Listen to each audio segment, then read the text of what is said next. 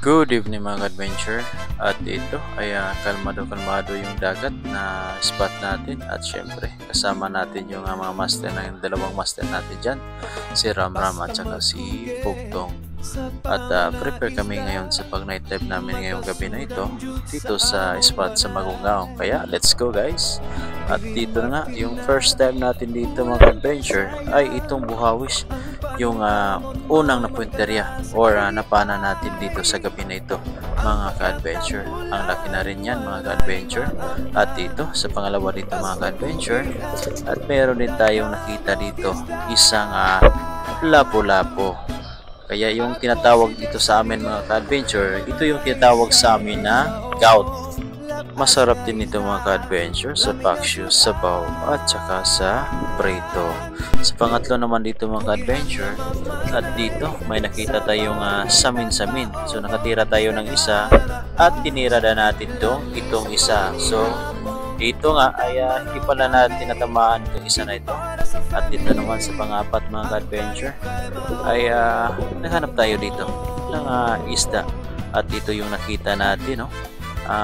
Ito yung tinatawag na Skimberdo. Tamang-tama lang size niya nito mga adventure. At grabe, nakatago pala ito sa batong lapa-lapa. At ito naman ay sumisid tayo sa kalaliman dito. Lalim-lalim din dito mga adventure na sinisiran ko ito mga adventure. At dito may nakita din tayo na Skimberdo na isda dito. Kaya yun, sa pool mga adventure, kuhang-kuha talaga natin. Diyan ka pala nagtatago ang isdang ito mga adventure. At dito na nga ay napadaan ako dito sa kasamahan ko.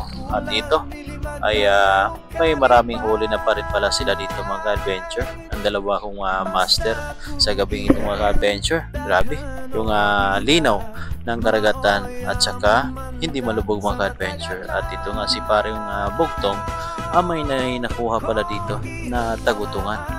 Napakasarap sa gata nitong klaseng tagutungan na ito mga adventure. Kaya ang ginawa niya dyan mga adventure ay tinalian niya ng pisik itong tagutungan na ito para hindi makawala. At dito mga adventure ay kami pauwi na. At ito na yung huli ni pare Bugtong. Ito yung mga huli niya na mga sari-sari, no?